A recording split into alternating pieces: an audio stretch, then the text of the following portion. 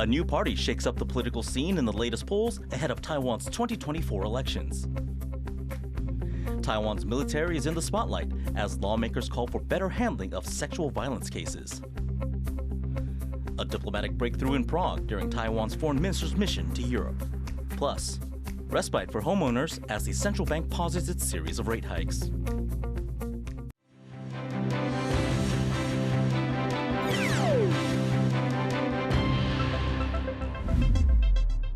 Hello and welcome to TaiwanPlus News. I'm Eric Gao.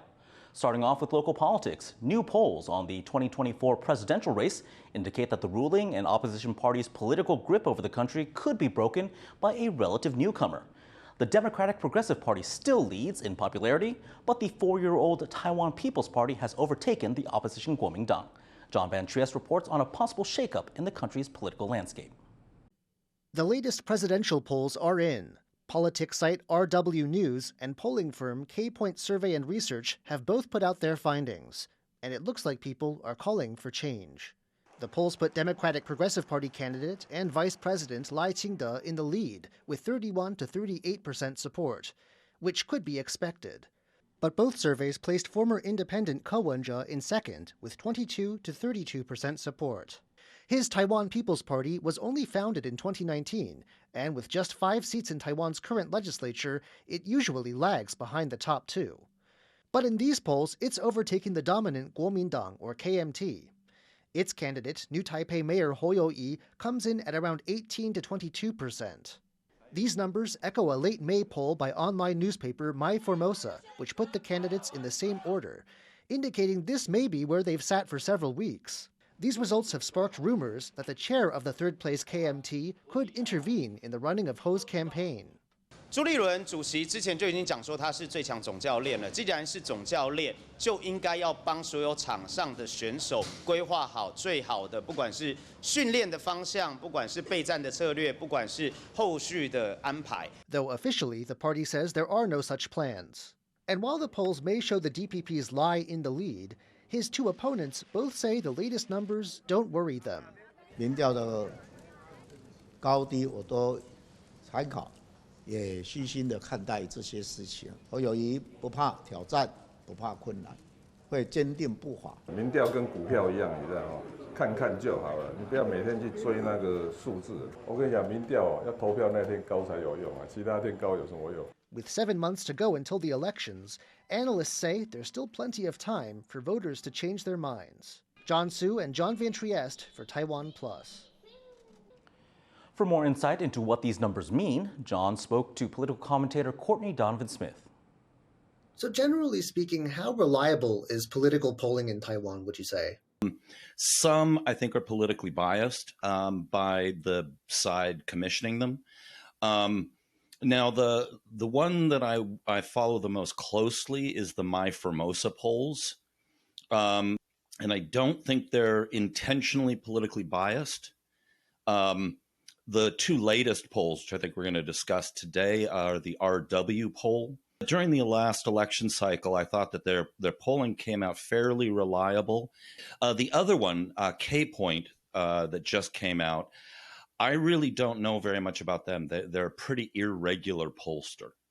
What would you attribute the TPP's relative success in these polls to? Is it the popularity of Ko Wen-je, the leader of the party you just mentioned, or missteps by his opponents?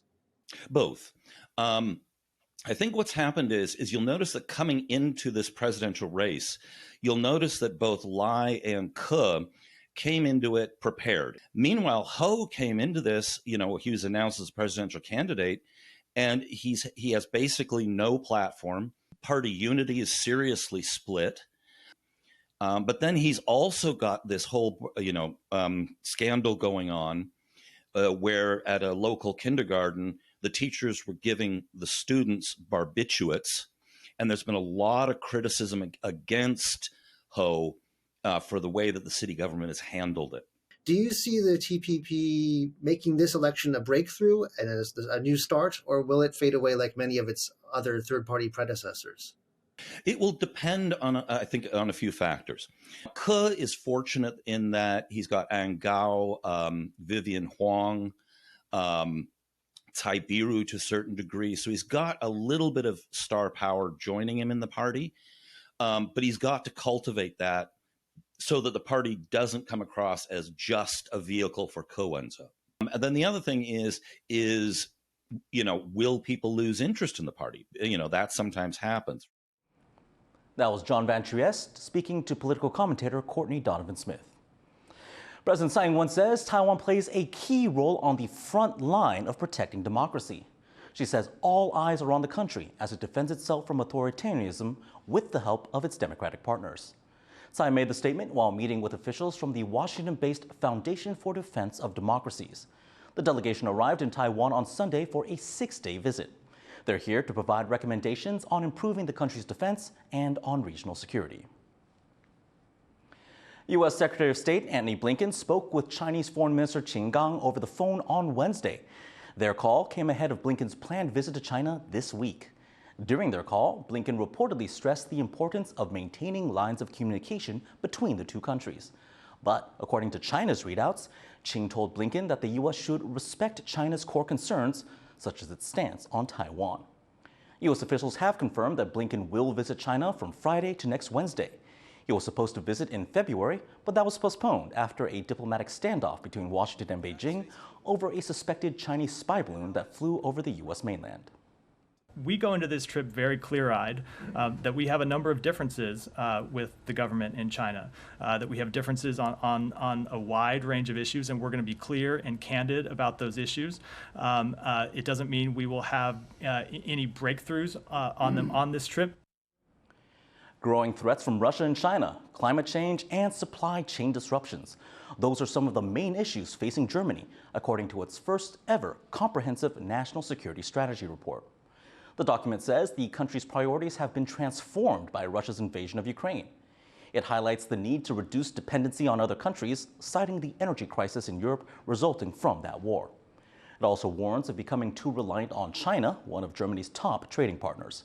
According to the strategy report, China is threatening regional stability and international security through its economic power and political goals.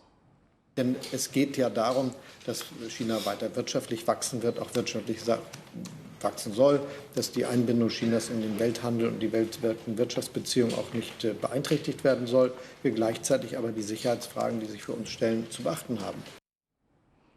In a diplomatic breakthrough, Taiwan's foreign minister has made a joint appearance with the president of the Czech Republic in Prague. Louise Watt reports. Taiwan's foreign minister doing what he can to raise the island's profile on the world stage. Joseph Wu spoke at a Prague event, also attended by Petr Pavel, the president of the Czech Republic. Taiwan's foreign ministry says this was the first time a Taiwanese official has shared a stage with a European head of state that's not a diplomatic ally. Most countries don't have official relations with Taipei, but instead with Beijing, which threatens to one day take control of the island. Taiwan's foreign minister said it needs the support of European countries to help maintain peace. As we speak, the PRC continues to flex its muscles to intimidate Taiwan, including sending its warplanes and vessels to cross the median line of the Taiwan Strait. Wu warns that a war in the Taiwan Strait could send a shockwave through Europe if supply chains were disrupted, and said the global impacts would be the same or even worse as those from the Ukraine war. Countries in Central and Eastern Europe have been keen to show support for Taiwan following Russia's invasion of Ukraine. And a call to Taiwan's President Tsai Ing-wen was among the first things the Czech president did on being elected. At the think tank event in Prague, he said the world should show support for Taiwan. Let's stay united with regard to preserving the situation with Taiwan, not letting China impose her will on Taiwan. Pavel left right after his remarks without meeting Wu, but his appearance at the same event was still a boost for Taiwan. Frequently, all sorts of encounters, even seemingly informal encounters at conferences or on the sidelines of events organized by non-governmental organizations, are a no-go. So I believe that this setting is another example of Czechia really positioning itself at the forefront of engagements with Taiwan. Beijing has slammed Wu's trip and urged European leaders not to have any formal exchanges with Taipei. This as they hosted the president of Honduras after it severed ties with Taiwan at Beijing's urging, leaving Taiwan with only 13 official allies. But China's diplomatic campaign against Taiwan is not stopping its blossoming relations with Eastern and Central Europe, which Taipei hopes will lead to broader international support for the country. James Lin and Louise Watt for TaiwanPlus. Legislators here in Taiwan want the Defense Ministry to do more to prevent sexual violence in the military. 我们希望预防重于治疗，军中要落实性别平等教育，还有相关的通报机制，以及相关第三方监督的这些 SOP 的程序。 Lawmakers from the ruling Democratic Progressive Party and the Taiwan People's Party called for the prevention measures on Thursday. They say the military should also better protect victims of sexual misconduct. There have been multiple cases of sexual violence in Taiwan's military. One recent case involved an Air Force officer who allegedly assaulted a university student. Recently, there's been a spate of people coming forth with allegations of sexual misconduct, and some are calling it Taiwan's Me Too movement. Our reporter Yvonne Yang asked National Tsinghua University professor Huang Weiwei to explain why more needs to be done to address sexual harassment in the military. What is the core problem of the military's handling of this case? We hope the military should handle this by a third party, not right in the army. And also, when they should to notice the girl, and also very carefully, without, exposing her personal information. It's very dangerous, especially she is the victim. The third party means the scholars or the any kind of specialties from the gender equity should be from the outside, not in the military, not the different office in the military, but should be outsiders. Why is it important to improve gender equity education in the military? Actually, I have gone to the military to do this gender equity education several times. So we use lots of educational material, especially video and also the drama. So they like our educational material. But as far as I know, the educational material in the military, well, it's not video. Maybe it's just announcement. So I think it's not useful. And how should it be done? Okay, I think they should have some group discussion and also the role-taking part. But when we went to the military, maybe we can only spend, half an hour to watch the video. And then just write to the summary, maybe for 3 minutes. So there is no time for us to help them to have group discussion or role-taking. So you're saying more time is needed for the gender equity education in the military? Yes, and also the educational material and the methods should be changed, should be updated. That was National Tsinghua University professor Huang Weiwei speaking to our reporter Yvonne Yang. Coming up, the bots are here to stay. Taiwan's tech leaders say artificial intelligence will become a bigger part of our lives. Stay tuned.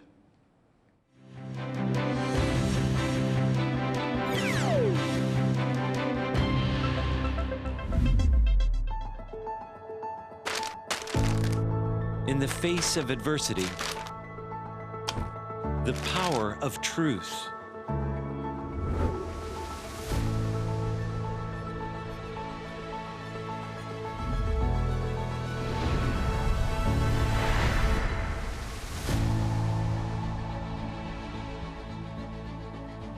A roadmap for a just and open world.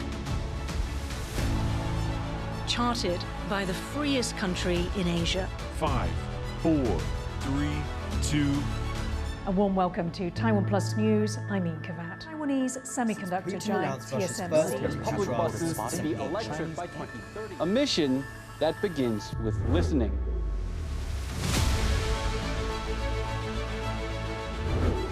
And telling the stories of Taiwan. In Taipei for TaiwanPlus. Drawing insight from original thinkers. And sharing it with the world.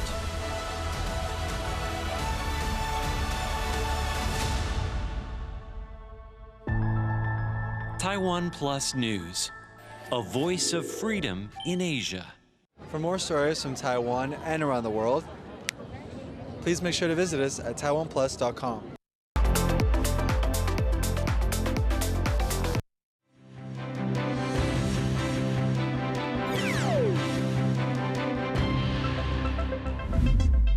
Welcome back. You're watching TaiwanPlus News. Over in Europe, rescue workers are scrambling to find survivors in a shipwreck off the coast of southern Greece. At least 79 people drowned after the boat capsized on Wednesday, and hundreds are still missing. An estimated 400 to 750 people from Africa and the Middle East were believed to be on board the migrant vessel. It's being called Europe's worst maritime disaster in years. So far, over 100 people have been pulled from the water. Meanwhile, tens of thousands of people are being evacuated from the path of a cyclone heading towards western India and southern Pakistan. The cyclone, named Beeperjoy, is developing over the northeast Arabian Sea. It's set to make landfall late Thursday. Authorities in India's Gujarat state and Pakistan's Karachi city have issued red alerts calling for residents to prepare themselves. The Indian government has deployed the Army, Navy, Air Force, and Coast Guard to help the affected areas. Back in Taiwan, the central bank has decided not to raise interest rates. That comes after the U.S. paused its series of rate hikes. Taipei had previously raised its benchmark rate for 5 consecutive quarters. But the central bank says inflation has now eased, and it's citing concerns over the country's economic outlook. For a deeper analysis on the current global interest rate hike cycle, our reporter Laurel Stewart spoke with Alicia Garcia Herrero, the chief economist for Asia Pacific at Natixis. Is this a cooling period after its series of aggressive rate hikes? Well, it is complicated. In principle, when one looks at the decision, one could argue we are at terminal rate, but it so happens that Powell has been quite adamant on the fact that he's now focusing on core inflation, which hasn't come down since December 2022, actually, on the contrary. And that means that he's already hinting at a hike in July. So I don't think we're over. And that's why I think there's a repricing. The idea that rates would come down before the end of 2023, I think is clearly not on the table any longer. So why now? Why the pause now? I think central banks are starting to feel that they can't just hike every meeting, you see, because at some point it is going to hurt, and it has hurt the economy, especially, if you think about the banking sector, especially of course, regional banks in the US. I think they want to make sure that the financial market in particular can absorb the hikes. Taiwan has followed the US in its rate hikes over the past year now. How in general is Taiwan's monetary policy tied to that of the US's? The Taiwan economy is going through its own downward cycle in terms of the semiconductor cycle. Exports are negative for at least 6 months. So I feel that there's this feeling of no need really to do as much. Plus inflation is obviously much better than in the US. So for these two reasons, I think little will be done basically again, and rightly so. That was Alicia Garcia Herrero, the chief economist for Asia Pacific at Natixis, speaking with our reporter, Laurel Stewart. With the European Union on the brink of passing the world's first artificial intelligence rules, it's clear that the tech will be a bigger part of our lives. Taiwan is also gearing up for the bot revolution. At the latest expo, themed AI for All, innovators showcased how the tech can help Taiwan. Joyce Tsai reports.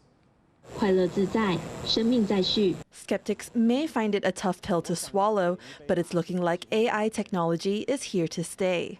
Several heavy hitters in the artificial intelligence sphere are in Taipei for the AI Taiwan Expo, and it's clear they're envisioning a future where humans coexist with the bots. 看到这个物件，然后他知道说要对这个物件做不同的工作，这让这个机器人可以自己在测试里面，他用自己的手臂去开门，可以让自己的手臂去搭电梯。 These self-reliant bots could help people who need assistance in public spaces, like on mass transit systems or even those in long-term care. Those leading AI initiatives insist proper use of bots can be ensured. 那你说它有危机，当然有危机，但也是一个转机，就看我们怎么去用。 At its core, AI is only as good as the data it's trained on, which could lead to a different breed of information warfare.